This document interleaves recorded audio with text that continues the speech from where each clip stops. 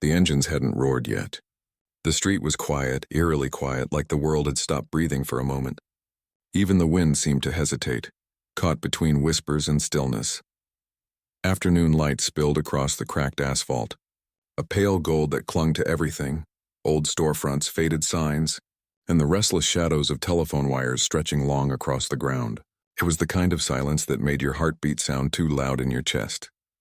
A small boy stood near the edge of the sidewalk, toes just inches from the curb. He was trembling, not from cold, but from something deeper, sharper, like fear that had sunk its teeth in and wouldn't let go. His gray hoodie hung loose, sleeves half covering his hands. The fabric looked worn, frayed at the cuffs as if it had been washed too many times in a home that didn't have much but still gave everything it could. His jeans were scuffed at the knees, his sneakers untied. Dust clung to his face, and in his eyes shimmered something fragile, hope on the edge of breaking. In front of him knelt a man. Broad-shouldered, heavy-booted, his presence filled the empty street like thunder waiting for rain. His arms were thick with ink and scars, old battles etched into skin like road maps of a life lived rough and loud. One tattoo wound around his wrist, black flames wrapping the word loyalty. Another showed a woman's name, faded but not forgotten. His leather vest bore the emblem of the Hells Angels, the red and white colors worn and cracked from years of sun and speed. The name stitched over the heart read Ryder Hale. Behind him stood 5 of his brothers, men cut from the same steel and smoke. They didn't speak. They didn't need to. Their silence carried weight, the kind that came from men who had seen too much and buried more than they cared to count. The boy looked up at Ryder, his lips trembling. When he spoke, his voice was small, raw, almost lost beneath the sound of distant traffic. "They took my sister," he said. The words stumbled out, cracked in the middle like they hurt to say. For a heartbeat, everything froze. The street, the sunlight, even the dust hanging in the air. Then the world shifted. Quiet no longer meant peace. It meant danger. It meant beginning. It meant trouble had just found its way home. Ryder's eyes, gray and storm-tired, locked on the boy's. He didn't move. Didn't speak. Behind him, one of the bikers, Twitch, shifted his weight and muttered, "Damn," under his breath. The others stood still, jaws tight, eyes darting between Ryder and the kid. Ryder finally exhaled, slow and heavy, the kind of breath that came from a man who'd lived too long between right and wrong. He'd seen desperation before, on the streets, in bars, in his own reflection. But this hit different. This was innocence breaking right in front of him. He reached out and placed a hand on the boy's shoulder. His palm was calloused, rough from years on the road, but his touch was steady. "Start from the beginning," Ryder said softly. The tone was gentle, but carried something beneath it. Iron. The boy swallowed hard. His name, he later said, was Evan, and his sister's name was Mara, 12 years old, brown hair, freckles across her nose. He spoke between shaky breaths, his words tumbling out as tears welled in his eyes. They'd been at the park on the far side of town. It was supposed to be a normal afternoon, swings, ice cream, sunlight. Their mother was working a double shift at the diner trying to make rent, so Evan had promised to watch Mara until she got home. He was only 9, but he took the promise seriously. He remembered her laughter, the way she spun on the swing, shoes kicking at the clouds. Then the van, dark gray, windows tinted, 2 men. It pulled up slow, like a shadow stretching across the ground. One of them asked for directions. Then there was a scream, and in seconds the van door slammed shut. Tires screeched. Mara was gone. Evan ran until his lungs burned, until his voice was nothing but hoarse gasps of her name. People turned their heads. No one stopped. No one helped. By the time he stumbled onto that quiet street, he had nothing left but his tears. That's where Ryder found him. Ryder's jaw tightened. He glanced at his brothers. Tank, the oldest, cracked his knuckles. Diesel cursed under his breath. Every one of them had lost something once. Family, freedom, faith. But not one of them could stand the sight of a child robbed of all 3 at once. "Get the bikes ready," Ryder said finally. His voice was low, but it carried power, enough to make the hairs on the back of your neck rise. The men nodded without question. Engines began to rumble, one by one, deep and guttural like thunder waking up. Ryder knelt again, meeting Evan's eyes. "We're gonna find her," he said. It wasn't a promise, it was a vow. The boy blinked up at him, confused. "Why?" he asked softly. "You don't even know us." Ryder smiled faintly, a ghost of something that used to be hope. "Because, kid," he said, "once upon a time nobody helped me either, and I swore I'd never let that happen again." Behind them, the street that had been silent only moments ago roared to life. Engines thundered, leather creaked, and the air filled with the scent of gasoline and purpose. Dust rose in the sunlight as Ryder and his brothers mounted their bikes. The boy stood there, small but no longer alone, watching as 6 engines growled down the road like a storm on wheels. And for the first time that day, he believed maybe, just maybe, there was still hope left in the world. If you believe in kindness, second chances, and the power of standing up for what's right, take a moment to like, comment, share, and subscribe to Kind Heart Stories. Because even the roughest souls can have the biggest hearts, and sometimes the heroes don't wear badges or capes. Sometimes they ride. Nobody helped. Nobody even slowed down. The world just kept moving. Cars rolling past, windows closed, faces turned away. Somewhere a siren wailed in the distance, faint and too far away to matter. The police hadn't arrived yet. Maybe they hadn't even been called. Evan's breath burned in his chest as he ran. His sneakers slapped the pavement, each step fueled by panic and a desperate, breaking kind of hope. He didn't know where else to go. He just kept running, past shuttered shops, barking dogs, and the blur of sunlight bouncing off parked cars. And then he saw them.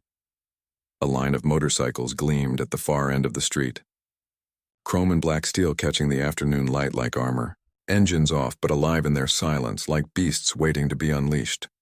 They stood in a perfect row, each one heavy with presence, each one owned by men who didn't look like heroes but maybe were. Leather vests, patches, scars. The air around them shimmered with the scent of oil, sweat, and the faint edge of danger. They looked like an army forged from road dust and thunder. Evan's small feet slowed, unsure. His heart pounded so hard it hurt. He didn't even know who these men were. All he knew was that he needed someone, anyone, to listen. Someone who cared. Ryder Hale turned first. The sun caught the side of his face, cutting across the sharp angles of his jaw and the shadow of 1,000 miles behind his eyes. He'd been laughing with one of his men, but the sound died as soon as he saw the boy. Evan stumbled to a stop, chest heaving, eyes wet and wild. He tried to speak, but the words broke apart before they reached his tongue. Then he just said it, plain and shattered. "They took my sister." For a moment, nothing moved. Even the wind seemed to stop. Ryder's expression hardened, his jaw locking into something like stone. He didn't speak right away. Didn't need to. The men around him, Tank, Diesel, Twitch, and Ghost, caught the look in his eyes, and they already knew. Steel met purpose. Ryder turned toward his men, his voice low, clipped, carrying weight like a loaded weapon. "We ride," that was all he said. And that was all it took. The stillness shattered in an instant. Leather creaked. Boots scraped. Engines ignited one after another, growling, snarling, roaring like beasts rising from slumber. The ground trembled beneath them. The air filled with thunder. Ryder lifted Evan gently onto the back of his own bike. He strapped him in tight, making sure the boy's small hands could grip the sides of his vest. The boy's fingers curled into the patch that read Hell's Angels, clutching it like a lifeline. Evan's heart raced, but not from fear anymore. It was something else, something electric. For the first time since the van disappeared, he felt a spark of hope. They rode out in formation, 6 deep, their engines a chorus of defiance that shook the quiet suburbs awake. Curtains lifted. Mothers paused at windows. Gardeners looked up from their work. Children pressed their faces to glass, eyes wide with wonder. Somewhere, someone whispered, "The angels are flying again." The convoy cut through the streets like a storm. They wove between cars, engines howling, wind tearing at their jackets. The city blurred past, buildings, billboards, faces, until it all melted into speed and purpose. Ryder's phone buzzed in his pocket. A name flashed on the screen. Vince, their contact, the man who always saw things others didn't. Ryder answered on the second ring. "Talk." Vince's voice was rough, fast and edged with static. "Black van, Route 9, past the Sinclair gas station 10 minutes ago, headed toward the old docks." Ryder's eyes narrowed. The old industrial lots, a dead part of town. Rust, rot, and ghosts. A place where too many wrong things had happened, and too many men had disappeared. "Copy that," Ryder said, and hung up. He revved the throttle. "Docks," he barked. The pack moved as one, engines roaring louder, cutting through traffic with military precision. Cars pulled aside. People stared. No one dared get in their way. 20 minutes later, they reached the edge of the docks. The sun was low now, gold bleeding in toward. The warehouses stood like skeletons, windows shattered, graffiti covering walls that had seen too many secrets. The engines died one by one. The sudden silence hit hard like the end of a drumbeat. Ryder's boots hit the ground first. Gravel crunched beneath his feet. He scanned the lot. There it was. A black van parked crooked by a loading bay, back doors slightly ajar. A sound came from inside, faint, broken, terrified. A girl's muffled cry. Ryder's hand clenched. He didn't hesitate. Didn't even look back. He gave a quick signal, 2 fingers down, 1 up. The men spread out in silence, moving like ghosts through the shadows. Tank circled to the right, his heavy frame silent despite his size. Twitch slipped between crates, his blade glinting faintly in the dim light. Coast covered the far side, eyes scanning every rooftop. Diesel checked his gun. Every man's instincts were wired to one thing: protect. Ryder walked straight toward the van. Head high, eyes hard. Every tattoo on his arm seemed to come alive under the bleeding sunset. Wings, chains, skulls, all shifting as his muscles tensed. The first man stepped out from behind the van. Greasy hair, cigarette still hanging from his mouth. He froze the moment he saw Ryder. Then another followed, armed with a crowbar, his face twisting into something ugly. Ryder stopped 3 paces away, his shadow long, falling across both of them. "Step aside," he said. His voice was calm, too calm. The men laughed, a short, nervous sound. "You don't know who you're messing with," one said.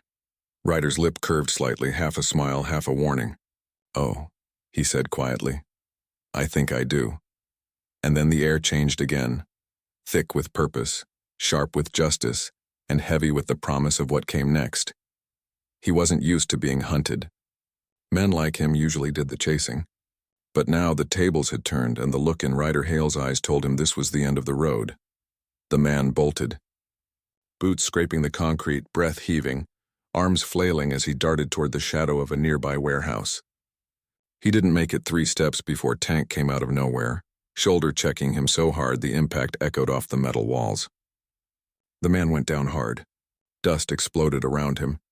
Diesel was on him before he could rise, one knee pressing between his shoulder blades, hand twisting his wrist behind his back with practiced ease. "Where you think you're going, tough guy?" Diesel growled, his voice low and mean. Another one of the kidnappers tried to run for the side gate, but Ghost stepped from the shadows, blocking his path. He didn't say a word, just stared at the man, his silence more terrifying than any threat. The runner froze, dropped his weapon, and raised his hand slowly. Within seconds, it was over. The bikers had them both pinned, the sound of struggle swallowed by the distant cry of seagulls and the creak of rusted metal around the docks. Ryder didn't hesitate. He strode straight to the back of the van, boots thudding against the concrete, every step measured and deadly. The air felt heavy, thick with gasoline and fear. He yanked the back doors open. They swung wide with a sharp metallic screech that echoed through the lot. Inside, huddled in the dim light, was Mara, 12 years old. Tear-streaked face, wrists tied with rough rope that had left red marks on her skin. Her hair was tangled, her breathing shallow, and her eyes, God, those eyes were wide with disbelief. For a heartbeat, Ryder just stood there, his throat tight. The noise of the world faded. No engines, no shouting, just the sound of her quiet, trembling breaths. Then he stepped forward slowly. No words, no sudden moves, just calm. He reached out, hands steady despite the storm raging inside him, and began untying the ropes. Every knot came undone with deliberate care, his rough fingers moving with a tenderness that didn't seem to belong to a man like him. "You're safe now," he murmured. His voice was low, steady, and warm. The kind of voice that could calm a shaking child in the middle of chaos. The words seemed to melt the fear in her eyes. The moment the last rope fell, Mara lunged forward, straight into his chest, sobbing into his vest. Ryder froze for a second, caught off guard, then gently wrapped his arms around her, holding her like something fragile and sacred. From behind him, a small voice cried out, "Mara!" Evan, the boy, sprinted across the lot, stumbling, nearly tripping over his own feet. Ryder turned just in time to see him reach them. Mara tore herself from Ryder's arms and ran straight into her brother's. They collided in a tangle of arms and tears. Evan clung to her as if letting go would make her vanish again. She buried her face against his shoulder, sobbing so hard she could barely breathe. The bikers stood in silence, all 6 of them. No jokes, no cheers, just quiet, the kind of quiet that fills your chest when something good finally breaks through all the bad. Ryder stepped back, watching them, his chest rising and falling slowly. Tank rubbed a hand over his beard and looked away. Even Diesel, who'd never been known for softness, let out a long, shaky breath. For a long moment, nobody said a word, because there was nothing left to say. They all knew it. This was why they existed. Not for the power, not for the noise, not for rebellion or pride, for moments like this. The faint wail of sirens began to build in the distance, growing louder. Red and blue lights flickered against the warehouse walls. The police had finally arrived. When the cruisers pulled in, tires crunching on gravel, the officers jumped out, weapons drawn, scanning the scene. They found 2 kidnappers restrained and unarmed on the ground, and 6 bikers standing beside their motorcycles in complete stillness. Ryder raised a hand calmly, signaling peace. "We already handled it," he said quietly. "No arrogance, just truth." The officers moved in, cuffing the men, checking on Mara and Evan. One of them, a young cop with shaking hands, looked at Ryder and said, "You called it in?" Ryder just shook his head. Didn't have time. He glanced at his brothers, then back at the children. The boy was still holding his sister, tears streaking through the dirt on his face. Mara looked up at Ryder, her lips trembling, eyes full of something that looked like awe. She mouthed 2 words. "Thank you." Ryder gave a small nod. "Take care of her, kid," he said softly. He turned toward his brothers. They were all quiet. The kind of quiet that comes when adrenaline fades and purpose settles deep in the soul. The sun had dropped lower now, painting everything in orange and gold. For a moment, Ryder just watched the horizon. Then he said, almost to himself, "No one should ever feel alone in this world. Not a kid. Not ever." The others nodded. No one argued. No one needed to. Engines rumbled to life one by one. The sound rolled through the docks like thunder. The police looked up, startled by the noise. But Ryder and his men were already turning their bikes toward the open road. As they pulled away, Evan stood beside his sister and their mother, who had just arrived, tears streaming down her face. She clutched both her children, shaking, overwhelmed. When she looked up and saw Ryder glance back once, she mouthed it again. "Thank you." Over and over, the roar of the engines drowned her voice, but they didn't need to hear it. They felt it, every beat of it. The bikes thundered down the clean sunlit streets, disappearing into the glow of the setting sun. Chrome flashing, leather gleaming, engines singing the hymn of freedom and redemption. And as the echoes faded into the distance, one thought lingered in the air. Sometimes the angels don't fall from heaven. Sometimes they ride straight through hell to make things right. Hours later, as the sun dipped low and the sky melted into gold and rose, the bikes were parked again, 6 machines standing in a perfect line, chrome still warm, gleaming like loyal soldiers after battle. Ryder's house sat at the edge of the desert highway, half shadow, half sun. The wind moved softly through the long grass, whispering through beer bottles and the rustle of leather vests hanging off handlebars. It wasn't loud here, no. Engines, no shouting, just peace, the kind that feels earned. The men sat scattered across the porch and the driveway, some on overturned crates, others leaning against their bikes. No one said much, they didn't need to. Their silence was full, heavy with pride, relief, and something deeper, something almost sacred. Tank flicked his cigarette into the dirt. Diesel poured a splash of whiskey into a tin cup and raised it quietly. A toast without words. Ghost just watched the horizon, his shades catching the dying light. There was no celebration, no music, no boasting, just peace. Ryder sat apart from the others, in the shade of an old oak tree that bent over the edge of the lot like it was listening. He leaned back on his bike seat, arms folded, head tilted toward the sunset. The air was warm, buzzing with the sound of cicadas and the faint hum of the road beyond. He closed his eyes, and in that quiet, he heard it again, That small, trembling voice that had stopped him in his tracks hours earlier. They took my sister. Those 4 words had carried the weight of everything he'd once been, and everything he'd promised never to forget. He smiled faintly then, the kind of smile that doesn't show teeth, the kind that belongs to a man who knows he's done something right, even if no one else ever knows it. The others glanced at him. They didn't ask what he was thinking, they already knew.